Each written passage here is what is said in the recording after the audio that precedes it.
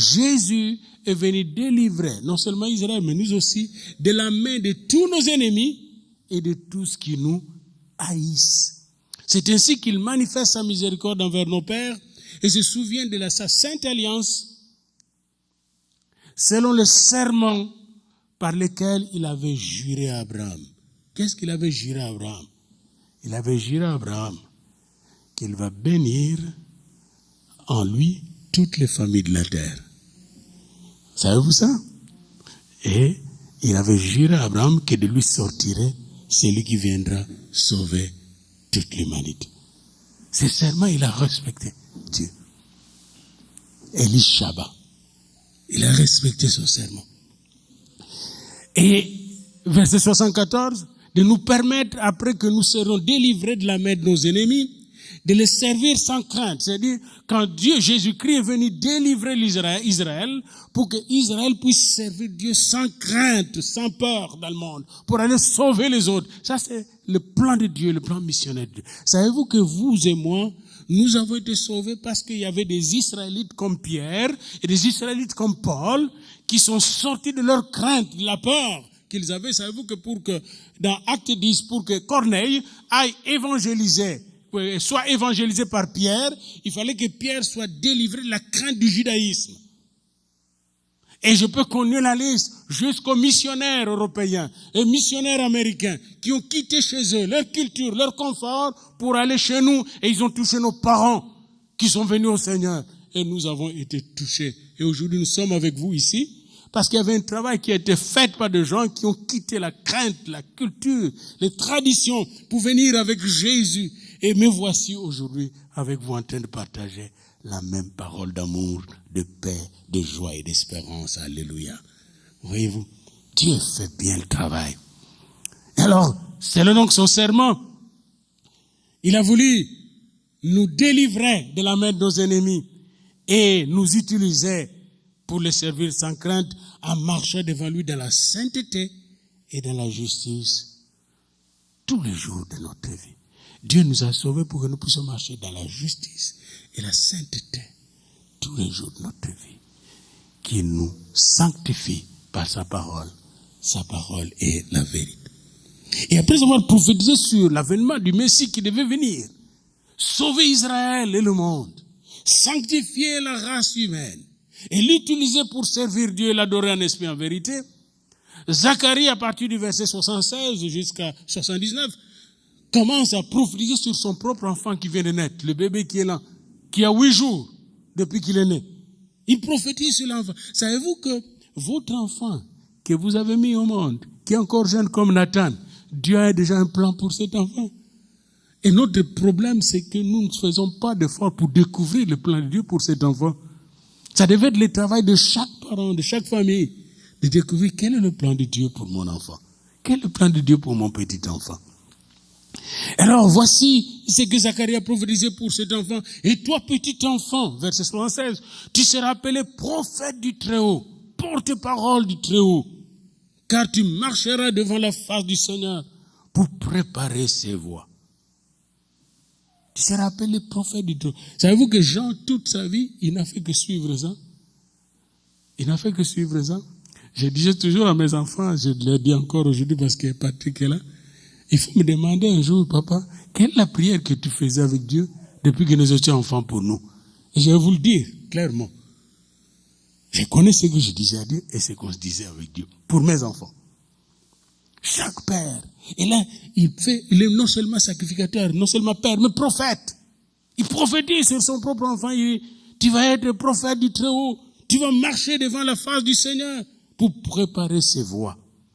Et il continue, afin de donner à son peuple la connaissance du salut par le pardon de ses péchés. Savez-vous que beaucoup de gens n'ont pas la connaissance du salut par le pardon des péchés? J'ai déjà parlé avec beaucoup de gens, ils ne comprennent pas qu'est-ce que le pardon des péchés. D'autres veulent même payer pour être sauvés.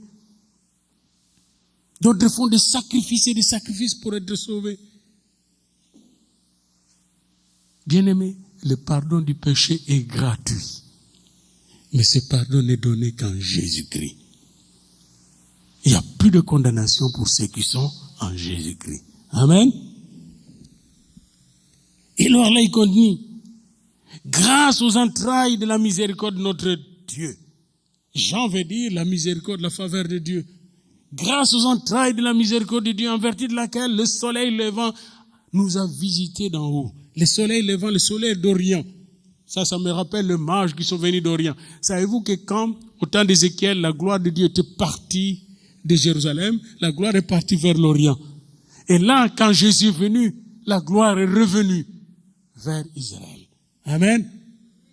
Quelle que soit la situation dans laquelle ont vécu vos parents, vos arrière-grands-parents, quand vous venez en Christ, la gloire vient. Amen. La grâce vient, la gloire vient avec. Alléluia. Pour éclairer ceux qui sont assis dans les ténèbres et dans l'ombre de la mort. Ça, c'est la prophétie d'Isaïe. Bien-aimés, dès l'arrivée de Jésus-Christ, les ténèbres qui planaient sur toute la terre étaient écartées, vaincues, à cause de sa présence, parce qu'il a traversé le tabernacle céleste. Quand Jésus est venu, tous les démons qui entouraient la terre, les nations, ont été neutralisés par son avènement. Sa venue, la puissante armée de Dieu est descendue avec lui. C'est la même chose quand il entre dans votre vie. Tous les mal, toute la malédiction s'efface, s'estompe, disparaît. La lumière arrive dans le ténèbre. La grâce arrive là où il y avait la condamnation. La délivrance arrive là où il y avait les chaînes. Alléluia. Zacharie a commencé à voir cela par l'Esprit. Et il dit, pour éclairer ceux qui sont assis dans le ténèbre et dans l'ombre de la mort, pour diriger nos pas vers le chemin ou dans le chemin de la paix. Oh, le monde que vous voyez ici, c'est un monde sans paix, un monde troublé. Oh, vous attendez la paix avec Trump? Vous attendez longtemps avec Poutine? Vous attendez longtemps avec l'ONU? Vous attendez longtemps. La paix ne viendra pas des hommes. Jésus a dit, je vous donne ma paix, dans Jean 14, 27. Je vous donne ma paix, je vous donne la paix. Je ne vous la donne pas comme le monde la donne. La paix ne viendra au monde que quand le monde se tournera vers Jésus, et le monde ne se tournera vers Jésus que quand il viendra dans sa gloire. Mais vous, vous avez la grâce de bénéficier de cette paix maintenant. Amen. Parce que vous avez tourné vos regards vers lui. C'est pourquoi la Bible nous dit, quand on tourne le regard vers lui, on est rayonnant de joie. Alléluia. Et, bien-aimé, il nous a dit qu'après cette prophétie, il nous a dit que l'enfant qui était né, verset 80, il grandissait, il croissait. Qui le faisait croître naturellement? C'est Dieu lui-même qui nous a fait grandir, c'est Dieu. Les petits enfants que vous voyez ici, c'est pourquoi on s'en occupe. Nous savons, moi aussi j'étais un petit enfant. Je sais que parmi ces petits enfants, certains d'entre eux vont prendre soin des uns et des autres ici. Ces petits enfants que vous voyez, peut-être il y a un premier ministre canadien qui est caché là. Je sais pas. Mais ils vont grandir, ils vont se développer. Il faut en prendre soin. Et c'est un petit enfant qui grandissait, il s'est fortifié en esprit. Il faut qu'il soit fortifié non seulement physiquement, mais aussi en esprit. Comment? En se nourrissant de la parole de Dieu. En se nourrissant de l'esprit de Dieu. C'est pourquoi à chaque fois, il faut prendre le temps de prier avec vos enfants et faire la prière de la parole qui est une prière prophétique. La prière de l'esprit, la prière de bénédiction, la prière d'adoration. Souvent, nous demandons au Seigneur trop de choses. Mais on n'entre jamais dans l'adoration, dans la louange et dans les actions de grâce. Parfois, il faut s'arrêter de demander et juste s'extasier devant lui et lui dire combien nous l'aimons et l'adorons. Saint, Saint, Saint est l'Éternel, le grand Dieu de l'univers. La terre entière est remplie de sa gloire. Ô Père, que te demanderai-je encore? Toi, tu as tout fait pour moi. Tu m'as tout donné. Béni soit Dieu, le Père de notre Seigneur Jésus-Christ, qui nous a bénis de toute bénédiction spirituelle dans le lieu céleste. On est déjà béni. Alléluia. Eric, tu es béni de Dieu. Tu sais ça? Tu es béni d'être là. On est béni. Qu'est-ce que nous avons encore à demander à Dieu? Regarde ici. Il y a des gens dans ce monde qui ont des églises. Il n'y a pas de chaises. Vous savez, il n'y a pas de sièges. Pas de chaises. Il y a des gens, les enfants vont à l'école. Il n'y a pas de chaises. Pas d'électricité. Il y a des pays, l'électricité se coupe chaque minute. Nous avons l'électricité à gogo. Malgré qu'il y ait la neige, mais en 5 minutes, on passe, on enlève la neige, on met du sel et tout ça. Les routes sont là, nous roulons dans la neige. Mais nous ne glissons pas, nous roulons dans la neige. Béni soit Dieu, le Père de notre Seigneur Jésus-Christ, qui nous a bénis de toute bénédiction spirituelle dans les célestes. Bien-aimés dans le Seigneur, la Bible nous dit que l'enfant grandissait, se fortifiait en esprit.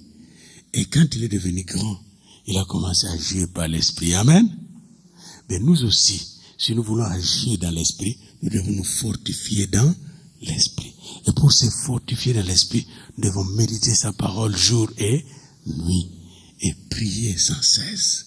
Mais aussi, nous devons être remplis du Saint-Esprit. Zacharie était rempli du Saint-Esprit. Et Jean était rempli du Saint-Esprit depuis le sein de sa mère. Avez-vous été rempli du Saint-Esprit? Levez-vous pour prier maintenant. Ça, c'est la question. Avez-vous été rempli du Saint-Esprit? Avez-vous été baptisé du Saint-Esprit? On va revenir, pendant qu'on prie, on va revenir à notre chant. Oh, come, let us adore him. Et pendant ce moment, laissez le Saint-Esprit vous arroser de sa présence, de sa grâce. Amen. On attend la musique. Pendant que notre musicien lui-même se prépare aussi à se faire arroser des grâces du Seigneur. Juste le refrain.